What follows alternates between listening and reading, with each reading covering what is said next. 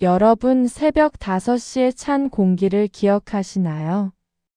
정숙 씨에게 그 공기는 40년 동안 한 번도 걸은 적 없는 삶의 무게였습니다. 남들 다 자는 시각, 정숙 씨는 시린 무릎을 짚고 일어나 주방으로 향합니다. 밥솥에서 피어오르는 뜨거운 김이 안경알을 뿌옇게 가리면 그녀는 습관적으로 옷소매를 당겨 슥슥 닦아내죠. 그녀의 손을 한번 봐주시겠습니까? 잦은 설거지와 행주질의 마디마디가 굵어지고 손끝은 갈라져 거친 나무 껍질 같습니다. 그 손으로 남편의 하얀 와이셔츠 깃을 세우고 자식들 도시락 반찬을 볶았습니다. 정수가 너도 내 인생 좀 살아라. 친정 엄마의 유언 같은 말은 가슴 한구석에 먼지처럼 쌓아둔 채 그녀는 평생을 누군가의 그림자로만 살았습니다. 남편은 늘 엄하고 무뚝뚝했습니다.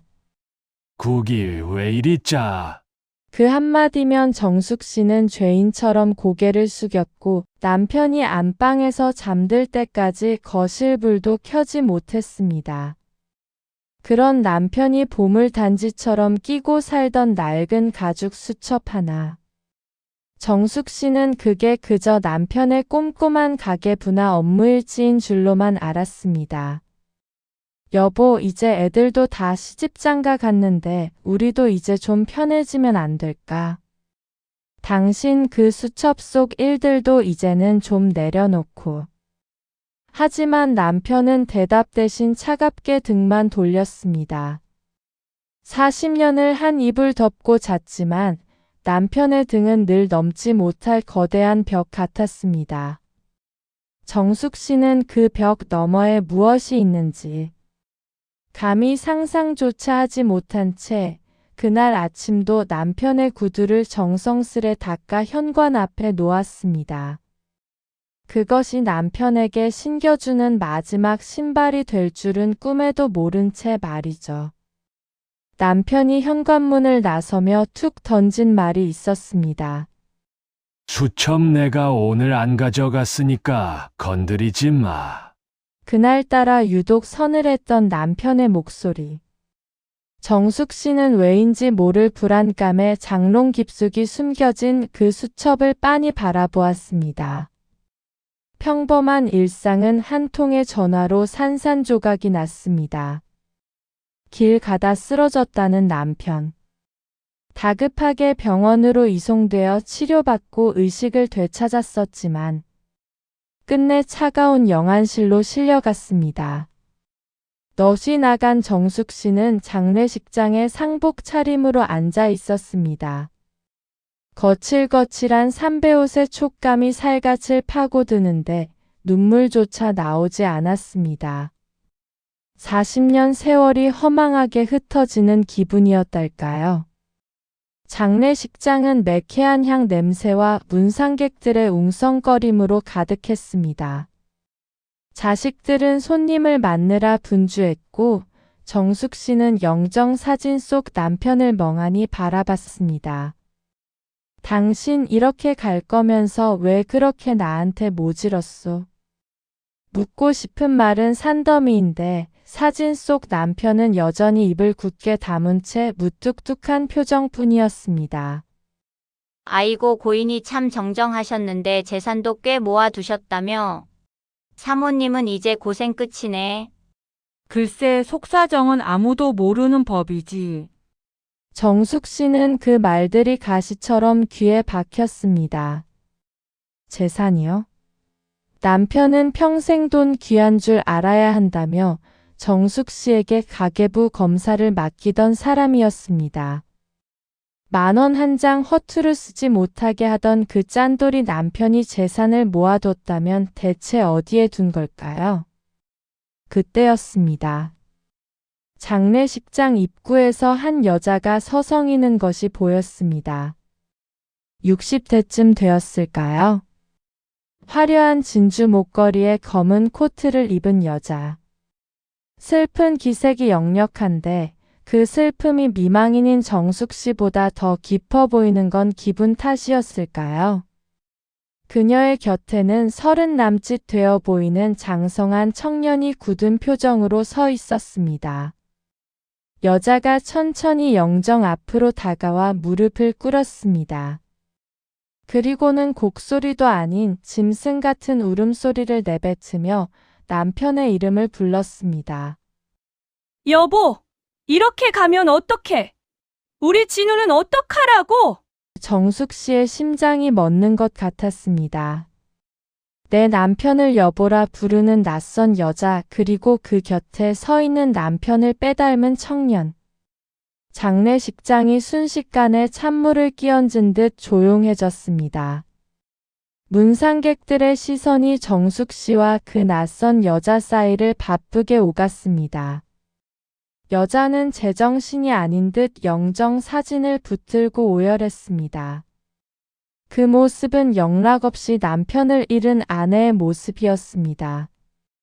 정숙 씨는 부르르 떨리는 몸을 간신히 지탱하며 여자에게 다가갔습니다. 40년 조강지처의 본능이 온몸의 피를 거꾸로 솟게 했습니다. 누구십니까? 당신이 뭔데 여기서 이러는 거예요? 당신이 정숙 씨죠? 미안해요. 하지만 이 사람, 나 없으면 못 살던 사람이에요. 우리 진우, 이 사람 아들이라고요. 뭐? 아들? 그 한마디에 정숙 씨는 뒤통수를 망치로 얻어맞은 듯 휘청였습니다. 곁에 서 있던 청년이 여자를 부축하며 정숙 씨를 쏘아봤습니다. 그 눈매, 오뚝한 콧날, 화가 날 때면 미세하게 떨리던 입술까지. 그것은 정숙 씨가 40년 동안 봐온 남편의 젊은 시절 모습과 소름 끼치도록 닮아 있었습니다. 얘들아, 어딨냐? 진수야, 미연아, 이거 너희도 아는 일이냐? 큰아들 진수가 고개를 푹 숙인 채 다가왔습니다. 그런데 아들의 입에서 나온 말은 정숙 씨의 가슴을 한 번 더 난도질했습니다. 엄마 일단 조용히 하세요. 손님들 다 보고 있잖아요. 나중에 다 말씀드릴게요. 뭐라고? 너 알고 있었니? 너희 아버지가 밖에서 자식 낳아 키운 거 알고 있었냐고. 아들의 침묵은 긍정보다 무거웠습니다. 정숙 씨는 깨달았습니다.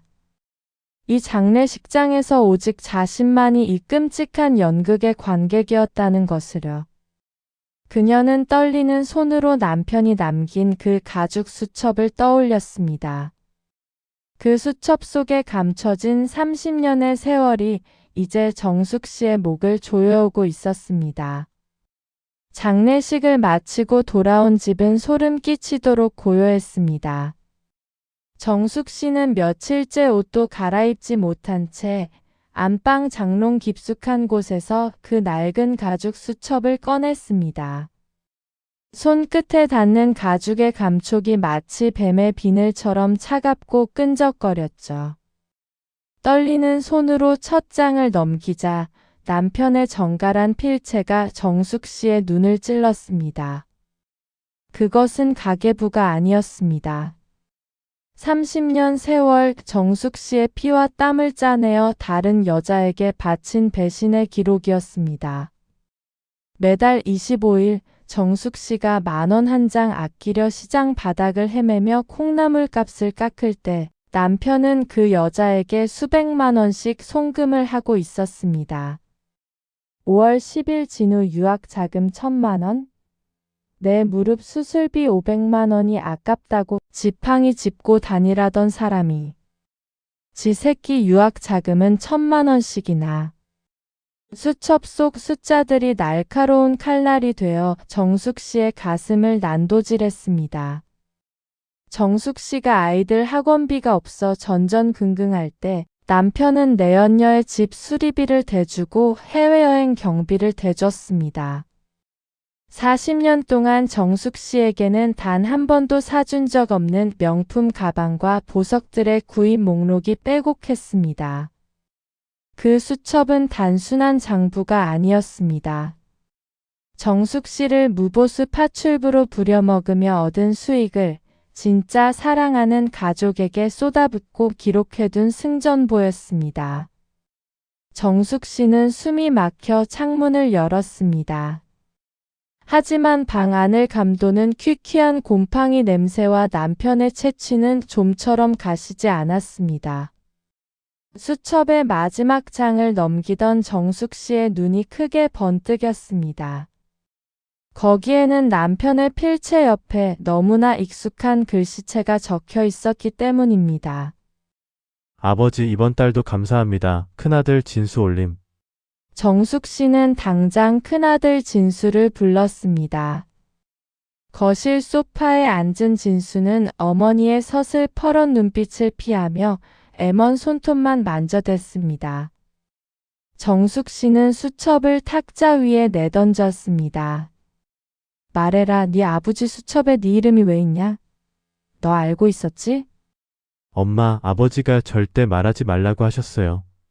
그리고 사실 그쪽 동생 진우도 제 동생이잖아요.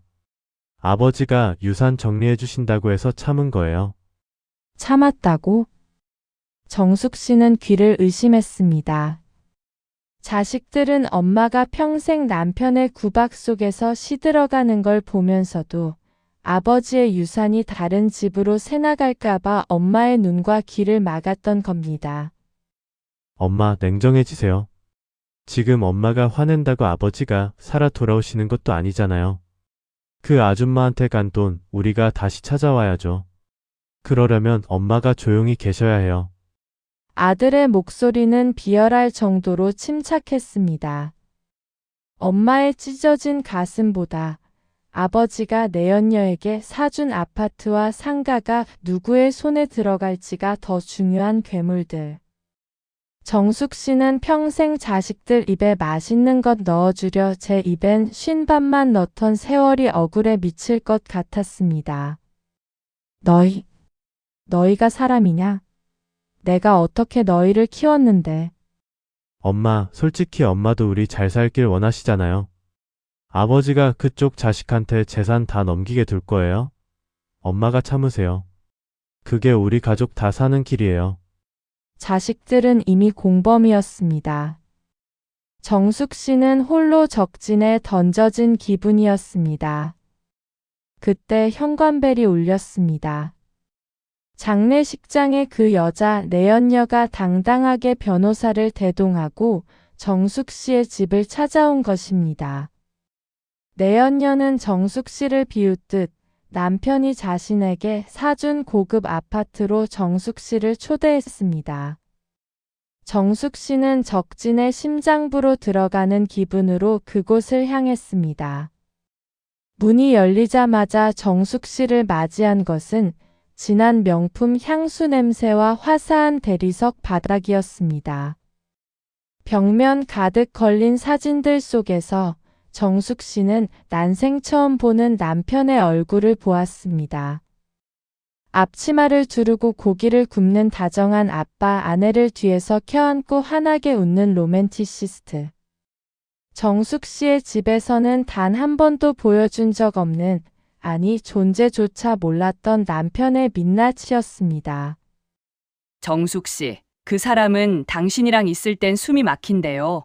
당신 손에서 나는 그 찌개 냄새의 가계부 타령, 정말 지긋지긋하다고 했어요. 여자는 정숙 씨의 마디 굵은 손을 후려보며 비웃었습니다. 정숙 씨가 남편의 건강을 위해 정성껏 다리던 한약이며 매일 아침 다리던 와이셔츠가 이 여자에게는 구질구질한 구속일 뿐이었죠. 진우 아빠가 죽기 전 유언장 다시 썼어요. 이 아파트는 물론이고 지금 당신이 살고 있는 그 집, 우리 진우 명의로 돌려놓으려고 했었어요. 정숙 씨의 심장이 세차게 방망이질 쳤습니다. 남편은 40년 조강지처를 길거리로 내쫓을 계획까지 세워두었던 겁니다. 정숙 씨는 어지러움을 느끼며 소파 끝을 잡았습니다. 그때 여자가 툭 던진 서류 한 장이 정숙 씨의 시야에 들어왔습니다. 그것은 남편이 죽기 일주일 전 작성된 재산 증여 확인서였습니다. 하지만 정숙 씨는 그 서류 하단에 찍힌 남편의 인감을 보고 묘한 위화감을 느꼈습니다. 남편은 평생 인감을 오른쪽 끝에 찍는 습관이 있었는데 이 서류엔 왼쪽 끝에 찍혀 있었거든요. 집으로 돌아온 정숙 씨를 기다리는 건 자식들의 성화였습니다. 엄마, 그 아줌마가 소송 걸겠대요. 그냥 우리가 적당히 합의하고 집 넘겨주는 게 나을 것 같아요. 아버지가 이미 다 손 써두셨더라고요.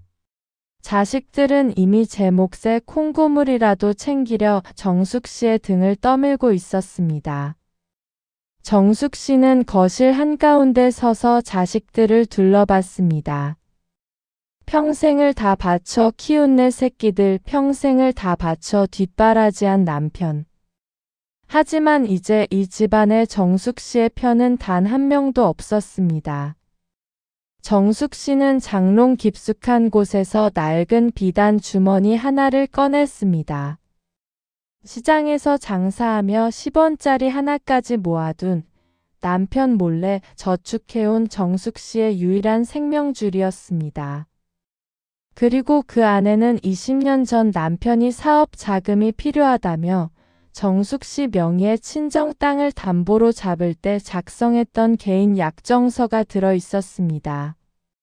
그래, 당신이 나를 버리려 했다면 나도 당신을 버려주지. 정숙 씨는 눈물을 닦았습니다. 이제 슬픔은 사치였습니다. 그녀는 당장 자식들을 향해 불호령을 내렸습니다. 전부 나가라. 이 집 내 아버지가 해준 거 아니다. 내 친정 엄마가 물려준 땅 담보로 세운 집이야. 법대로 하면 이 집의 주인은 나다. 엄마, 갑자기 왜 그러세요? 우리가 다 잘 되자고. 입 닥쳐라. 너희가 내 자식이면 그 여자 편을 들 게 아니라 내 피눈물을 닦아줬어야지. 당장 짐 싸서 나가. 한 푼도 못 준다. 정숙 씨의 기세에 자식들은 당황해 뒷걸음질 쳤습니다. 그때 내연녀 측 변호사가 보낸 문자 한 통이 정숙 씨의 핸드폰에 도착했습니다. 알림: 부동산 처분 금지 가압류 신청 접수. 이제 본격적인 전쟁의 서막이 올랐습니다. 여러분, 순한 소가 한 번 눈이 뒤집히면 호랑이보다 무섭다는 말 들어보셨죠? 정숙 씨가 딱 그랬습니다. 평생 남편의 호통 한마디면 사시나무 떨듯 떨던 그녀였지만 이제 그녀의 눈에는 눈물 대신 서늘한 냉기가 감돌았습니다. 정숙 씨는 시장통에서 번 돈으로 샀던 가장 좋은 옷을 꺼내 입었습니다. 먼지 쌓인 구두를 닦아 신고 강남의 한 대형 로펌 사무실을 찾았습니다. 사무실의 공기는 차갑고 건조했습니다. 높은 빌딩 숲이 내려다 보이는 창가, 날카로운 안경을 쓴 변호사가 정숙 씨가 내민 누런 서류들을 훑어봤습니다. 이 개인 약정서 20년 전 거지만 아주 결정적이네요. 남편분이 사모님 명의의 땅을 담보로 빌린 돈을 갚지 않았다는 명백한 증거입니다. 이걸로 상속 지분을 훨씬 더 많이 가져올 수 있어요. 변호사님, 돈도 돈이지만 저 사람들 지들이 지은 죄가 뭔지 뼈저리게 알게 해주고 싶어요. 내 40년 세월을 비웃은 대가가 얼마나 매운지 말이에요. 정숙 씨는 변호사의 조언에 따라 남편이 내연녀에게 빼돌린 자금의 흐름을 추적하기 시작했습니다. 시장에서 장사하며 다져진 꼼꼼함으로 은행 전표를 일일이 대조하고 남편의 수첩 속 암호 같던 숫자들을 하나하나 파악해 나갔습니다.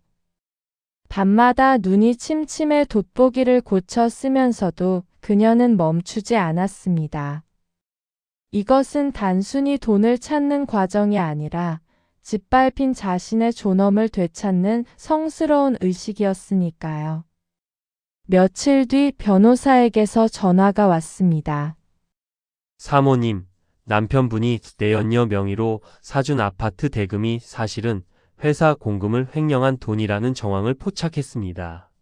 이건 민사가 아니라 형사 사건이 될 수도 있습니다. 정숙 씨는 수화기를 쥔 손에 힘을 주었습니다. 이제 사냥감이 덫에 걸려들 차례였습니다. 엄마, 미쳤어요? 그 아줌마 고소하면 우리 유산은 어떡하라고요? 큰아들 진수가 집 안으로 들이닥치며 소리를 질렀습니다. 뒤따라온 딸 미연이도 거들었죠. 엄마, 아빠 돌아가시고 나서 너무 변했어. 우리도 좀 살아야 할 거 아냐? 자식이 잘 되는 게 엄마 소원이라며. 정숙 씨는 거실 소파에 앉아 묵묵히 차를 마셨습니다. 예전 같으면 미안하다. 내가 참으마 했을 그녀였지만 지금의 정숙 씨는 미동조차 하지 않았습니다. 너희들한테 내가 엄마이긴 했니? 너희 아버지가 밖에서 딴 살림 차리고 지 새끼 키울 때 너희는 그 돈으로 대학 가고 장가 갔지? 그 피 묻은 돈으로 배 채울 때 내 무릎 시린 건 안 보이더냐? 자식들은 당황한 듯 서로를 쳐다봤습니다. 그거야 아버지가 무서워서 그랬죠. 그리고 엄마 이제 와서 이러는 거 너무 노욕 아니에요? 노욕? 그래, 노욕이다. 평생 너희 뒷바라지 하느라 내 이름 석자도 잊고 살았는데 이제야 내 이름이 생각나더구나. 오늘부로 이 집 비번 바꿨다. 너희 짐은 이미 택배로 보냈으니 다신 오지 마라. 너희에게 줄 유산? 내 손으로 다 태워버리면 태워버렸지 배신자들한테는 단 10원도 안 준다. 정숙 씨는 단호하게 일어섰습니다. 자식들이 문을 두드리며 울고불고 매달렸지만 그녀는 뒤도 돌아보지 않았습니다. 40년 동안 자식이라는 이름의 족쇄에 묶여 살았던 세월이 비로소 끊어지는 순간이었습니다. 가슴 한구석이 텅 빈 듯 시렸지만 동시에 말할 수 없는 해방감이 밀려왔습니다. 현관문 너머로 자식들의 욕설 섞인 고함이 들려왔습니다. 엄마가 어떻게 우리한테 이럴 수 있어? 두고 봐, 우리도 가만 안 있을 테니까. 정숙 씨는 쓴웃음을 지었습니다. 그래, 가만히 있지 마라. 그래야 내가 너희를 더 철저하게 짓밟아 줄 수 있을 테니까. 여러분, 사람이 눈을 감기 직전에는 가장 소중한 것이 무엇인지 비로소 깨닫는다고 합니다. 정숙 씨의 남편, 평생 모질고 차가웠던 그 사람도 마지막 순간엔 참회라는 걸 하려 했던 모양입니다. 하지만 그 참회의 기회마저 앗아간 것은 그가 30년 동안 사랑이라 믿었던 내연녀의 탐욕이었습니다. 정숙 씨가 잠시 자리를 비운 사이 병실 안에서는 소름 끼치는 대치가 벌어지고 있었습니다. 내연녀는 남편의 머리맡 서랍을 짐승처럼 뒤지더니 기어이 그 낡은 비단 주머니를 찾아냈습니다. 그 안에는 정숙 씨 명의의 땅을 담보로 세운 이 집안의 모든 권리가 담긴 비취인감이 들어 있었죠. 이거면 됐어. 이제 진우랑 내 세상이야, 당신. 이건 놔주는 걸로 알고 있을게. 그때였습니다. 이미 의식이 희미해져 가던 남편이 마지막 남은 기력을 쥐어짜 내연녀의 손목을 꽉 붙잡았습니다. 죽음의 문턱에서 터져나온 그의 목소리는 피를 토하듯 절절했습니다. 내 재산 정수기한테 미안해서라도 너 못 줘. 내가 훔쳐간 그 인감 당장 가져와. 그것은 남편이 40년 조강 지처에게 남긴 마지막 미안함이자 유일한 유언이었습니다. 하지만 여자는 눈 하나 깜짝하지 않았습니다. 오히려 자신을 붙잡은 남편의 수척한 손을 혐오스럽다는 듯 거칠게 뿌리쳤습니다. 이 노인네가 진짜 노망이 났나? 이게 누구 건데 당신이 이래? 죽으려면 곱게 죽어. 여자가 남편을 밀치고 병실을 빠져나간 그 순간 남편의 심장 박동기가 요란하게 비명을 지르기 시작했습니다. 일직선으로 변해버린 모니터의 불빛. 남편은 사과하고 싶었던 아내의 얼굴 대신 자신을 배신하고 도망가는 내연녀의 뒷모습을 마지막으로 눈을 감았습니다. 마침 병실 복도로 들어서던 정숙 씨는 누군가 다급하게 뛰어가는 구두 소리와 함께 검은 그림자가 비상구 계단으로 사라지는 것을 목격했습니다. 누구지? 의문이 드는 찰나 병실 안에서 들려오는 간호사들의 다급한 외침. 정숙 씨는 그 그림자가 남편의 목숨줄과 인감을 훔쳐 달아난 죽음의 사신이었다는 사실을 그때는 알지 못했습니다. 드디어 재판날입니다. 법정 복도에서 마주친 내연녀는 여전히 빳빳하게 고개를 들고 있었습니다. 정숙 씨, 노인네가 노후 자금 욕심이 과하시네. 그 사람이 나한테 준 건데 당신이 무슨 권리로 뺏어? 여자의 도발에 정숙 씨는 조용히 변호사가 건넨 서류 뭉치를 품에 안았습니다. 재판이 시작되고 내연녀 측 변호사가 남편의 서명이 담긴 재산 증여 확인서를 당당하게 제출했습니다. 판사가 서류를 검토하려는 찰나 정숙 씨의 변호사가 일어섰습니다. 존경하는 재판장님, 이 증여 확인서는 무효입니다. 고인은 생전 강박증에 가까울 정도로 일정한 습관이 있었습니다. 모든 공문서에 인감을 찍을 때 반드시 오른쪽 하단 끝에 찍는 습관이죠. 하지만 여기 제출된 서류는 왼쪽 상단에 찍혀 있습니다. 이는 고인이 의식이 희미하거나 타인에 의해 강제로 찍혔다는 명백한 증거입니다. 무슨 소리예요? 남편이 직접 도장을 찍어준 거라고요. 법정에서 내연녀는 뻔뻔하게 위조된 증여 서류를 내밀며 울먹였습니다. 남편이 죽기 직전 자신에게 고마웠다며 직접 도장을 찍어주었다는 파렴치한 거짓말이었죠. 정숙 씨는 분노로 앞이 캄캄해졌습니다. 남편이 숨을 거두었던 날이 떠올랐습니다. 그때 장례식 날 비상구 계단으로 급히 사라지던 그 여자의 뒷모습. 그래, 그날 분명 그 여자야. 그 여자가 병실에서 도망치듯 나갔어. 남편이 죽던 바로 그 시각에. 정숙 씨는 즉시 병원 보안팀을 찾아가 끈질기게 매달렸습니다. 이미 시간이 흘러 데이터가 삭제되었을 거라는 절망적인 말도 들었지만 하늘이 도운 걸까요? 병원 서버 교체 작업 덕분에 당시의 백업 데이터가 고스란히 남아 있었습니다. 돋보기를 고쳐 쓰고 모니터 앞에 앉은 정숙 씨의 눈에 남편의 사망 직전 영상이 나타났습니다. 화면 속에서 내연녀는 주변을 살피며 다급하게 병실을 빠져나오고 있었습니다. 그녀의 오른손에는 남편의 비단 인감 주머니가 꽉 쥐어져 있었죠. 결정적인 것은 그 다음이었습니다. 여자가 복도 거울 앞에서 승리감에 도취한 듯 인감을 꺼내보며 비열하게 입꼬리를 올리는 장면이 고화질 카메라에 선명하게 포착된 것입니다. 변호사는 증거물로 준비한 CCTV 파일을 공개했습니다. 내 재산 정수기한테 미안해서라도 못 줘. 내가 훔쳐간 인감 당장 가져와. CCTV 영상과 함께 남편의 육성이 법정에 울려 퍼지자 내연녀는 비명을 지르며 주저앉았습니다. 아니야.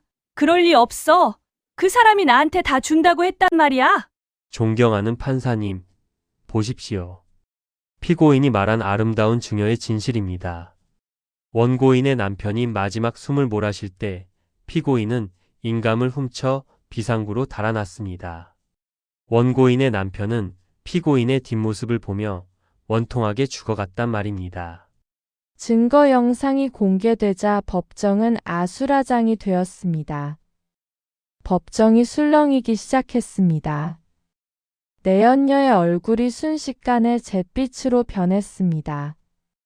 내연녀는 조작된 영상이다라며 소리를 질렀지만 시간대별로 기록된 CCTV는 거짓말을 하지 않았습니다.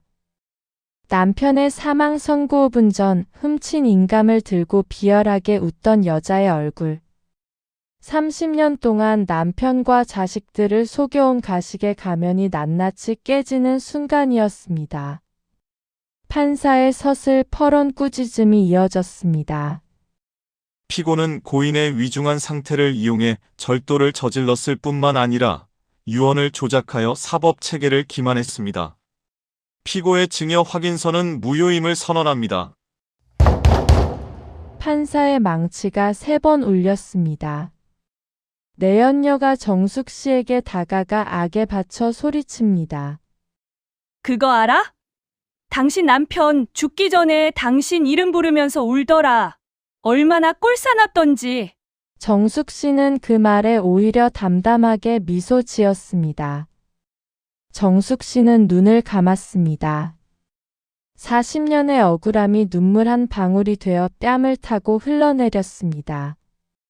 승소 판결 이후 상황은 빠르게 전개되었습니다.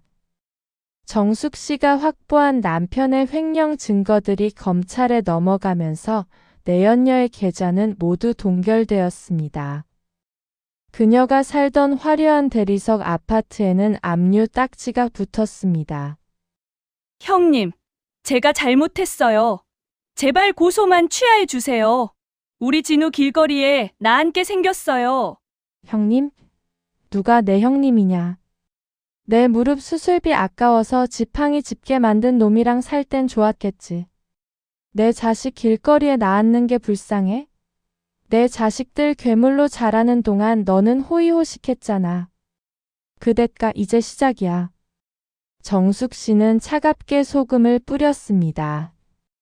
내연녀의 아들 진우는 가짜 학력과 취업 비리가 드러나 회사에서 쫓겨났습니다. 그들이 누렸던 모든 부귀영화는 모래성처럼 허무하게 무너져 내렸습니다. 한편 유산을 기대하며 엄마를 배신했던 자식들의 처지도 비참했습니다. 진수의 사업은 자금줄이 막혀 부도 위기에 처했고 미연이는 시댁에서 돈 때문에 엄마 버린 여자라며 무시당하기 시작했습니다. 그들은 매일같이 정숙 씨의 집 앞을 서성였지만 정숙 씨는 단 한 번도 문을 열어주지 않았습니다. 어느 추운 겨울 저녁 정숙 씨는 남편의 유품들을 마당으로 들고 나왔습니다. 40년의 원망이 담긴 옷가지와 그 징글징글한 가죽 수첩. 그녀는 떨리는 손으로 라이터를 켰습니다. 붉은 불꽃이 수첩의 첫 페이지를 집어삼키는 순간 정숙 씨의 입가에 옅은 미소가 번졌습니다. 여보, 지옥에서 똑똑히 보시오. 당신이 버린 내가 어떻게 다시 일어서는지. 여러분, 묵은지를 담글 때 항아리를 깨끗이 비워야 새 맛이 드는 법입니다. 인생도 마찬가지입니다. 정숙 씨는 평생 남편의 호통 소리가 배어있던 안방문을 활짝 열었습니다. 장롱을 뒤져 남편이 아끼던 넥타이, 빳빳하게 다려진 와이셔츠, 그리고 그 징글징글한 가죽 수첩을 마당 한복판으로 들고 나왔습니다. 라이터 불을 켜자 매캐한 연기가 하늘로 솟구쳤습니다. 불꽃이 남편의 옷자락을 집어삼킬 때마다 정숙 씨의 가슴을 짓누르던 40년의 응어리도 함께 타들어갔습니다. 여보, 이제 당신 원망도 안 해요. 다만 내 이름 썩자 정숙이라는 이름은 내가 도로 가져갈게요. 불길 속에서 무언가 반짝였습니다. 제가 되어가는 옷가지 사이에서 발견한 것은 40년 전 정숙 씨가 시집 올 때 가져왔던 이제는 털이 다 빠져버린 낡은 붓 한 자루였습니다. 화가가 되고 싶어 밤새 스케치북을 채우던 소녀 정숙.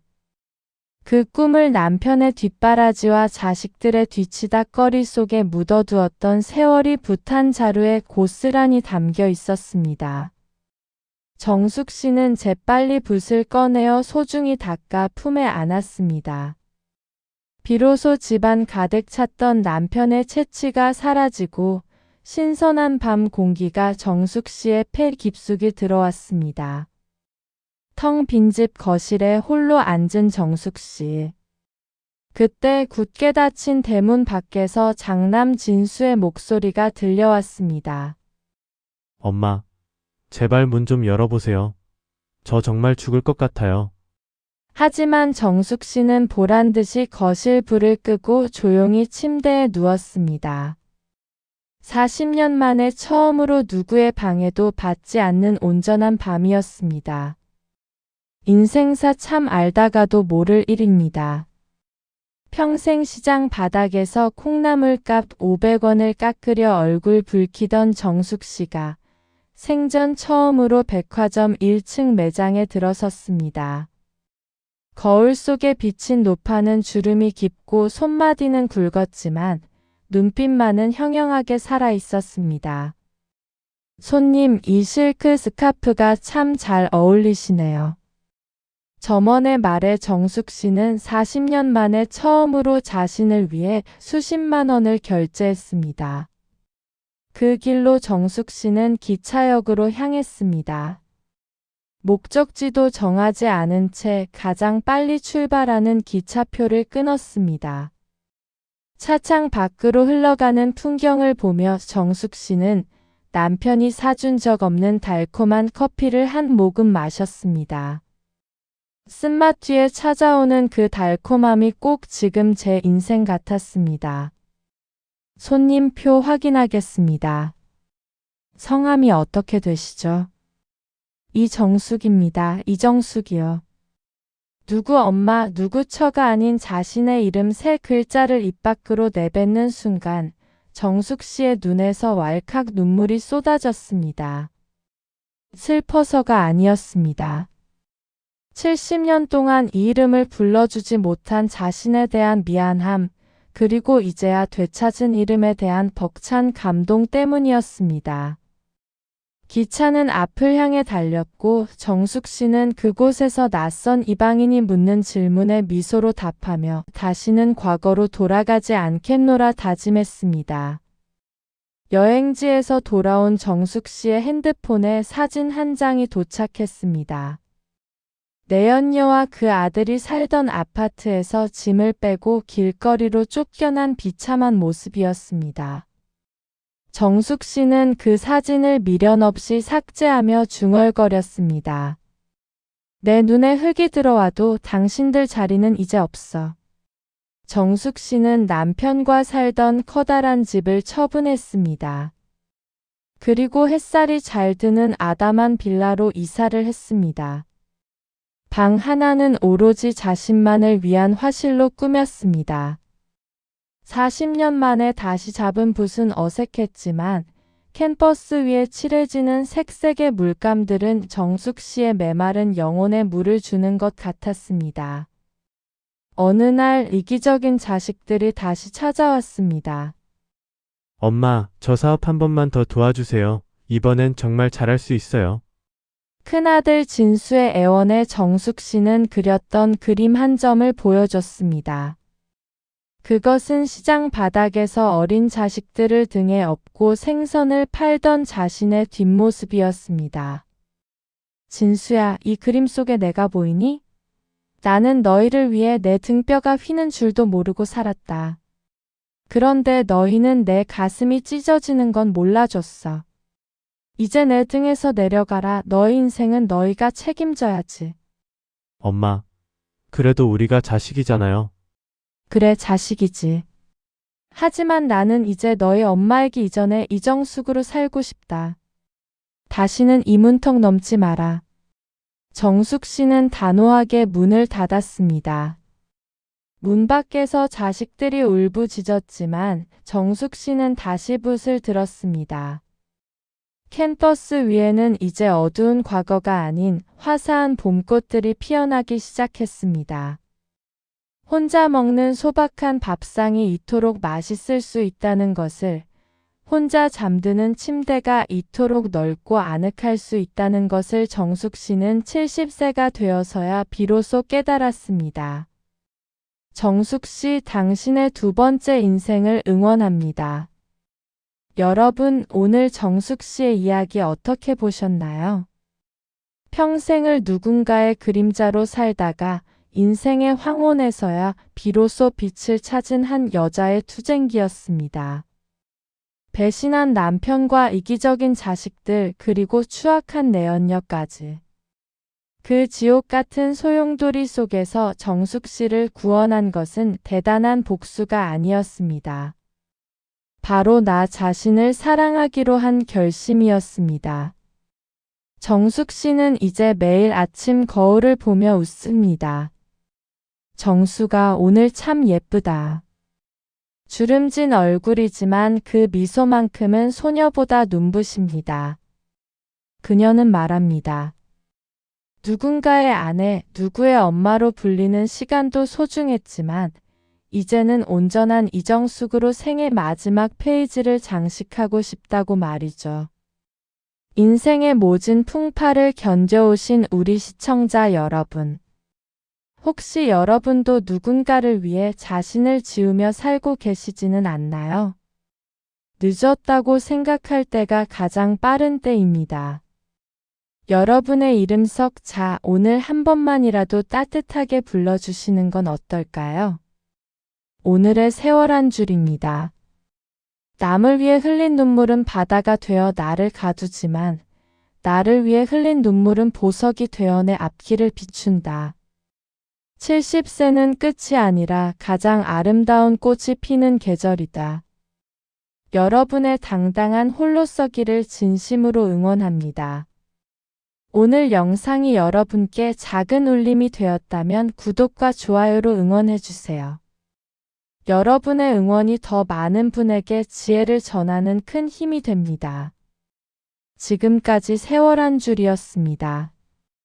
오늘도 평안하십시오.